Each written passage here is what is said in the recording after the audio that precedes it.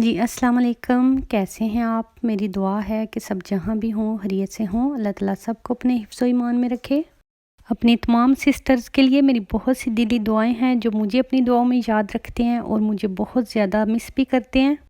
आजकल तो मेरे पास बिल्कुल भी टाइम नहीं होता, लेकिन यकीन करें कि ये बस आपके कमेंट्स हैं और आपकी दुआएं हैं जो मुझे आपके पास आने पे मजबूर करती हैं।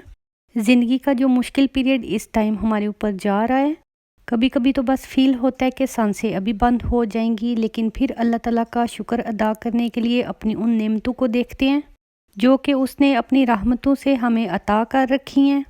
एक तो कोरोना की स्ट्रेस और ऊपर से अम्मी की इलनेस ने यकीन जाने के बस बहुत ज़्यादा अजीब सा माहौल बना दिया हुआ है। मेरी ज़िंदगी अगर मेरी ज़ात तक महदूद होती तो यकीन जाने के मुझे ऐसा लगता था कि अब तक मेरी आधी ज़िंदगी शायद ख़त्म हो चुकी होती। मेरी सबसे ज़्यादा कोशिश यही है कि मेरे हालात जैसे भी गुजर रहे हों उसके असरात मेरे बच्चों पे इतने ज़्यादा मुरतब नहीं होने चाहिए। इसलिए चारों न चार उनकी ज़रूरियात पूरी करने के लिए फिर ज़िंदगी में आगे बढ़ना ही पड़ता है। अभी हमें हमारी एक जानने वाली फैमिली की तरफ से इनविटेशन आया हुआ था कि हम उनके घर विज़िट करें और उन्होंने हमें डिनर पे इनवाइट किया हुआ है।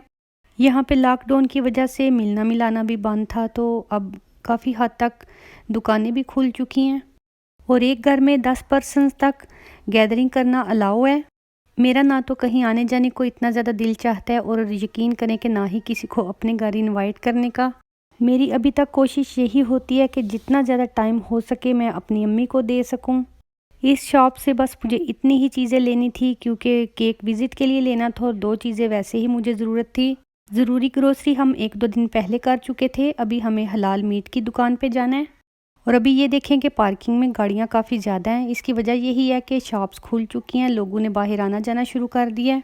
शॉप के अंदर भी पहले से ज़्यादा लोग थे आज मैं मीट की नई शॉप पे गई थी। यहाँ पे बीफ काफ़ी ज़्यादा अच्छा था जो मुझे फ़ैट फ्री चाहिए था। मीट के साथ बस ये छोटी मोटी सी चीज़ें चाहिए थी, वो ले ली। यहाँ पे हमें ज़्यादातर फ्रोज़न मीट मिलता है जो कि दूसरे मुल्कों से आता है। आजकल यहाँ पे लुकार्ट का सीज़न आया हुआ है, ये मुझे काफ़ी ज़्यादा पसंद है, मैं ही खाती हूँ। पहले बच्चे खा लेते थे लेकिन अब उन्हें थोड़ी सी इससे एलर्जी होती है, इसलिए मैं खा लेती हूँ। आइसबर्ग सलाद लिया था, उसके साथ ये बैंगन लिए थे। बैंगन बहुत प्यारे से थे, छोटे छोटे से लग रहे थे, गोल गोल से, इसलिए मैंने ले लिए। और ये मटन रिब है, ये मैंने फ़र्स्ट टाइम ट्राई करनी थी, मैंने देखी तो मुझे अच्छी लगी, ये भी मैंने ले लिया। ग्रोसरी करके आने के बाद मैं यहाँ पे चिकन बॉईल करने लगी हूँ। आज चूँकि खाना वगैरह नहीं था बनाना, मेरे पास थोड़ा सा टाइम था, तो बच्चों का दिल था कि वो स्प्रिंग रोल्स खाएं, इसलिए मैंने वो बनाने थे उनके लिए। चिकन बॉईल किया, सबको कपड़े वगैरह दिए, तैयार हुए और फिर अपने टूर पे निकल गए। यहाँ पे तकरीबन मुझे लगता है 3 से 4 हफ्ते होने वाले हैं कि मुसलसल एक दिन छोड़ के तकरीबन एक दिन या कह लें कि रोज़ाना ही बारिश होती है। जून का महीना स्टार्ट होने वाला है लेकिन सर्दी है कि अभी जाने का नाम नहीं ले रही। इतनी ज़्यादा बारिश वैसे तो मुझे अच्छी नहीं लगती, लेकिन इसका एक फ़ायदा ये होता है कि जब दरख्तों पे नए पत्ते उगते हैं तो फिर जब बारिश होती है वो धुल के इतने ज़्यादा साफ़ हो जाते हैं। एक तो वैसे ही नए नए उगते हैं और अगर उन पे थोड़ी बहुत डस्ट हो भी तो वो बारिश की वजह से बिल्कुल धुल के साफ़ हो जाते हैं, जिसकी वजह से बहुत ज़्यादा प्यारे लगते हैं। दरख्तों का जो ग्रीन सा कलर होता है ना, वो देख के आंखों को, जैसे हमने पढ़ा हुआ था कि तमाज़त महसूस होती है, तो यकीन जाने वो लफ्ज़ मुझे बहुत ज़्यादा याद आता है कि तमाज़त इसे ही कहते होंगे। जो फूलदार पौधे स्टार्ट में फूल देने वाले होते हैं उनके कुछ फूल निकल चुके हैं और बाकी जो दरख्त हैं जैसे सेब वगैरह या नाशपाती, इसके अलावा चेरी के दरख्त हैं, उनके ऊपर फूल आने शुरू हो गए हैं। अनकरीब उनके ऊपर फल भी इंशाल्लाह आना शुरू हो जाएगा। ये देखें जी, माशाल्लाह से ये थी हमारी दावत। कबाब का सालन था, चने का था, साथ में चिकन और आलू का सालन था। इसके अलावा चिकन टिक्का थे, साथ में रायता, नान और डिज़र्ट में था फ्रेश क्रीम केक स्ट्रॉबेरी के साथ। इसके अलावा ब्लूबेरी पाई थी। खाने का टेस्ट भी माशाल्लाह से बहुत अच्छा था और केक्स भी काफ़ी ज़्यादा मज़े के थे। फ्रेश होममेड केक की तो बात ही कुछ और होती है।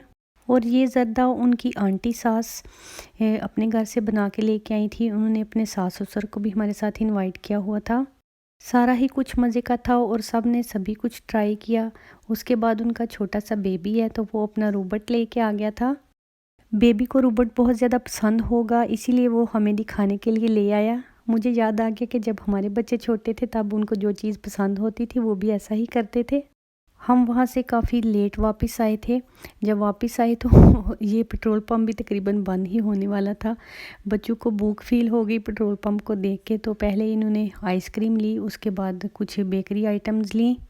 बच्चों ने वहाँ पे खाना इतना ज़्यादा नहीं था खाया, वैसे भी बातों बातों में हम लेट हो चुके थे और इतनी देर में तो बच्चों को कुछ ना कुछ खाने की भूख लग ही जाती है।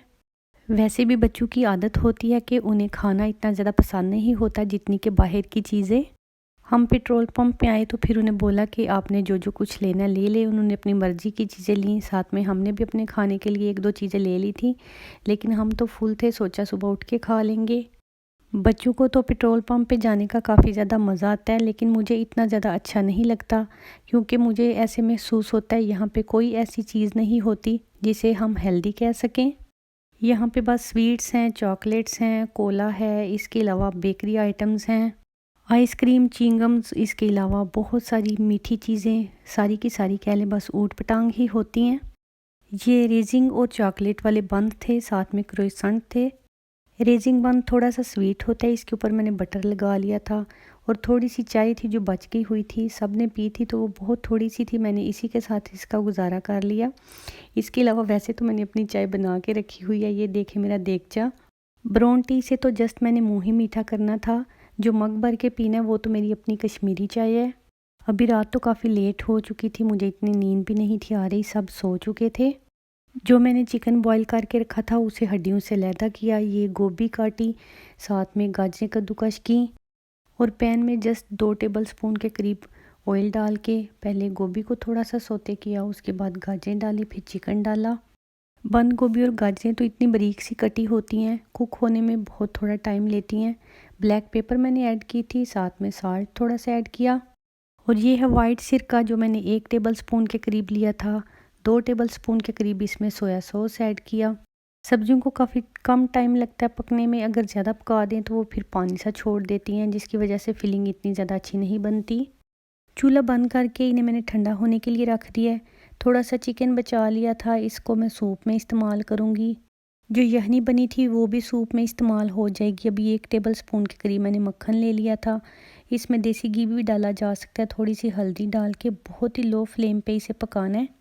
हल्दी को बिल्कुल लो फ्लेम पे ही पकाना है, अगर चूल्हा तेज़ हो तो हल्दी जल सी जाती है, फिर अजीब सी स्मेल आती है सूप में से। हल्दी 1 मिनट पकाने के बाद इसमें मैं चिकन ऐड कर रही हूँ, इसे भी अच्छी तरह से भून लूँगी। चिकन तो वैसे ही कुक है, और इसके अंदर मैंने गरम मसाले भी डाले थे, इसकी वजह से इसमें कोई स्मेल वगैरह भी नहीं है। चिकन में सौंफ, बादियान और दालचीनी वगैरह डालें तो फिर काफ़ी अच्छी खुशबू सी आती है, इसलिए मैं हमेशा जब भी चिकन की कोई भी चीज़ बनाती हूँ तो उसमें ये चीज़ें ज़रूर डालती हूँ। चिकन को 2-4 मिनट हल्की आंच पे भून लिया था, और थोड़े से चावल तकरीबन 1 मुट्ठी के बराबर होंगे जिन्हें मैंने भिगो के रखा हुआ था। अब चिकन के अंदर इन्हें भी ऐड कर देना है। चिकन को हल्दी के अंदर इसलिए भूनते हैं कि उसके ऊपर अच्छा सा कलर आ जाता है। फिर मैंने यखनी ऐड कर दी थी। बहुत ही सिंपल तरीके से तैयार होता है ये सूप, और माशाल्लाह से बहुत ही ज़्यादा अच्छा बनता है। यखनी डालने के बाद जो चावल भिगो के रखे थे वो भी मैंने डाल दिए हैं। चिकन भी ऑलरेडी कुक है, यखनी भी पकी हुई है, तो जस्ट अब चावलों को गलाना है। वो 10 मिनट में गल जाए या 15 मिनट में, बस इतना ही टाइम लगता है। यखनी में मैंने नमक कम ही डाला था, जो बाकी कम था वो मैंने दोबारा ऐड कर लिया, और अब चावल भी तो मुझे लगता है तकरीबन पक से चुके हैं। ये देखें यहाँ पे आपको नज़र भी आ रहे होंगे माशाल्लाह से फुल साइज़ में चावल कुक हो चुके हैं। इस सूप के अंदर कोई कॉर्न स्टार्च नहीं जाता, कोई मकई का आटा कुछ भी ऐड नहीं होता, बिल्कुल सिंपल सा होता है। अभी थोड़ी सी मैं काली मिर्चें डाल रही हूँ। सूप अल्हम्दुलिल्लाह से तैयार हो चुका है, और ब्लैक पेपर पाउडर बिल्कुल एंड पे डालना होता है, पहले डाल दें तो एक तो सूप का कलर अजीब सा हो जाता है और इसका टेस्ट भी इतना अच्छा नहीं आता। काम करते करते काफ़ी ज़्यादा टाइम हो चुके हैं, और मुझे काफ़ी भूख भी महसूस हो रही है। सूप चूँकि बन चुका था, मैंने कहा कि बाकी लोग तो सुबह ही उठ के खाएंगे, मैं तो अभी इसको पहले खा लूँ या पहले पी लूँ, जो भी था दोनों ही चीज़ें थी। वैसे भी जब इस तरह की कोई चीज़ हो जो फ्रेश फ्रेश बनी हो तो बहुत ज़्यादा दिल करता है कि बस अभी से खा लें। खाने के लिए भी थोड़ा टाइम होना चाहिए, अक्सर तो ऐसा ही होता है कि बनाते बनाते और साथ में इतने काम होते हैं कि खाने का टाइम नहीं मिलता। जब सारे खा लेते हैं तो फिर ही मैं चीज़ को खाती हूँ।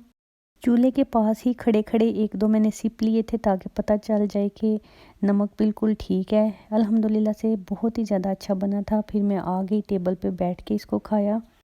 अल्लाह का शुक्र था, खाने के बाद पेट पूजा हो गई थी, फिर थोड़ी सी एनर्जी आ गई थी, तो मैंने सोचा कि चलो स्प्रिंग रोल भी बना के ही सोती हूँ। ये रोल शीट थी जो फ्रीज़ थी, इन्हें मैंने निकाल के रख दिया था और अभी मैदा लिया है लई वगैरह बनाने के लिए। इसमें थोड़ा सा पानी ऐड कर दूँगी। लई से रोल काफ़ी अच्छे फ़ोल्ड होते हैं। कई लोग तो अंडे का इस्तेमाल करते हैं, मुझे इतना ज़्यादा अंडा अच्छा नहीं लगता कि उसकी थोड़ी स्मेल फ़ील होती है। तकरीबन 2 टेबल स्पून के करीब मैदा था, इसमें हाफ़ कप मैंने पानी ऐड किया और इसको अच्छी तरह से मिक्स कर लिया। इस तरह की कंसिस्टेंसी बन गई थी तो फिर ये तैयार था। रोल बनाना इतना मुश्किल काम नहीं, लेकिन थोड़ा सा टाइम तो लगता है, जो आजकल मेरे पास कम होता है, क्योंकि दिन के टाइम पे तो बस यही होता है कि अम्मी को कॉल वगैरह करती रहती हूँ। एक तो अगर कोई रेसिपी बनानी भी हो तो उसकी वीडियो नहीं बन सकती, वैसे भी इतना टाइम नहीं होता कि मैं लंबी लंबी सी रेसिपीज़ शेयर करूँ या कुछ ख़ास बनाऊँ। तो इसलिए जो ज़रूरी चीज़ें होती हैं जल्दी से बन जाने वाली, वो बच्चों को बना देती हूँ, जैसे वाफ़ल्स वगैरह, साथ में कभी पैनकेक्स या कभी फ्रूट चाट। इसके अलावा जो हम आम नॉर्मल रूटीन में चीज़ें खाते हैं वही बना के देती हूँ। कि यहाँ पे जो नॉर्वेजियन खीर कहलाती है वो भी मैंने दिखाई हुई है आपको, मोटे चावलों से बनती है, बच्चे वो शौक से खाते हैं तो मैं वो बना देती हूँ। बस कसम से आजकल इतना ज़्यादा अजीब दिल हो रहा है। एक तो अम्मी से मैं भी उदास हो चुकी हूँ, अम्मी को फ़ील नहीं कराती, लेकिन अम्मी कभी कभी ज़्यादा फ़ील करती हैं तो फिर मैं उन्हें दिलासा ही देती हूँ। ये इतना ज़्यादा अजीब सा और इतना ज़्यादा मुश्किल टाइम है कि जिन्हें अल्फाज में बयान करना काफ़ी ज़्यादा मुश्किल है। खैर जो भी है वो सब कुछ अल्लाह ताला की तरफ से है। इस चीज़ पे मेरा भी ईमान है और मेरी अम्मी का भी। कभी कभी मैं थोड़ी डिप्रेस भी हो जाती हूँ, मैं विश करती हूँ कि काश मैं अम्मी के पास होती, लेकिन फिर वही कहते हैं ना कि जब शुक्र अदा करना हो तो फिर मुझे अपने नबी पाक सल्लल्लाहु अलैहि वसल्लम की हदीस याद आ जाती है कि अगर शुक्र करना हो तो उन लोगों को देखें जो आपसे कमतर हैं। इस बात को सोच के यकीन करें कि दिल बस थोड़ा बड़ा हो जाता है, वरना तो बहुत ज़्यादा परेशानी है। मैं हर चीज़ पे अल्लाह ताला का बेहद शुक्र अदा करती हूँ और सबसे ज़्यादा शुक्र इस बात पे करती हूँ कि अल्लाह ताला ने मेरी अम्मी को ज़िंदगी बख्शी। इसके अलावा जितनी भी नेमतें हैं मैं उन पे अल्लाह ताला का शुक्र अदा करती हूँ कि अल्लाह ताला ने हमें अपना घर अता किया हुआ है। अल्लाह पाक ने इतना ज़्यादा अता किया हुआ है कि हम किसी को पैसे दे के भी अम्मी के पास रख सकते हैं। इसके अलावा जो छोटी की मोटी कमियां होती हैं वो तो अल्लाह ताला की ज़ात ही होती है जो पूरी करने वाली होती है। वैसे भी किसी की लाइफ इतनी ज़्यादा कंप्लीट नहीं होती कि 100% ही किसी को हर चीज़ मिल जाए। ज़िंदगी ऐसे ही है कि बस किसी के पास एक चीज़ है तो दूसरी नहीं, दूसरी है तो तीसरी नहीं।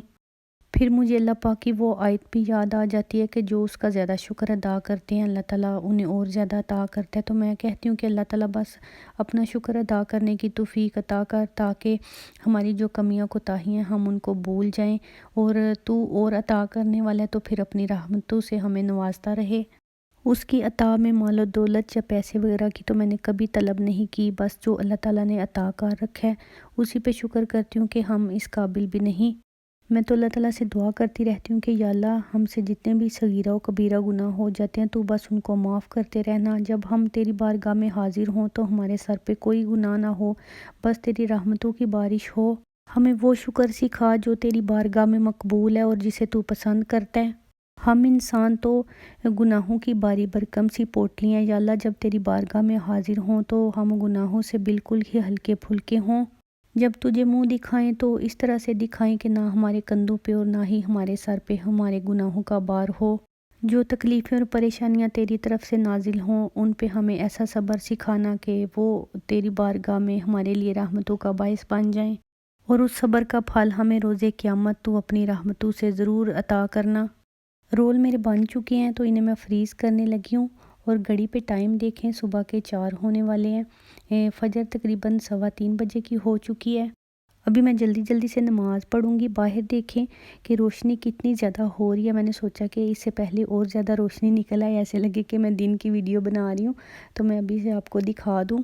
अभी मैं बाहर आई ना तो माशाल्लाह से इतनी ठंडी हवा थी, बहुत ही ज़्यादा मज़े की थी। थोड़ी ज़्यादा ही ठंडी थी, लेकिन खैर मैंने थोड़ी देर ही खड़े होना था।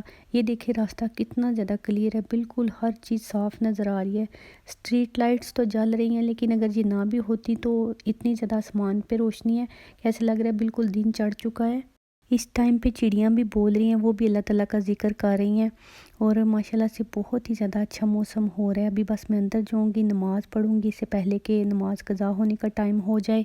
मैं नमाज में सबको अपनी दुआ में इंशाल्लाह याद रखूँगी और आप भी मुझे अपनी दुआ में कभी मत भूलिएगा। किसी और दिन इंशाल्लाह नेक्स्ट व्लॉग के साथ आऊँगी और आपको इससे भी रात का टाइम दिखाऊँगी।